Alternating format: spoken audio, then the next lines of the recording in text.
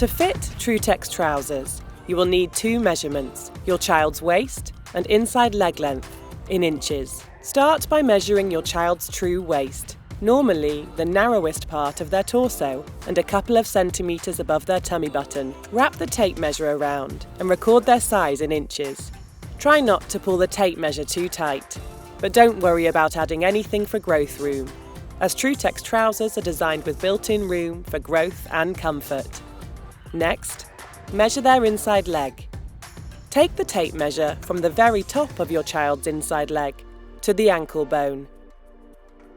Trutex Senior girls' trousers are available in short, regular and long length. Top tip: have a look at the Trutex size guide on the website for more information and to find your right size.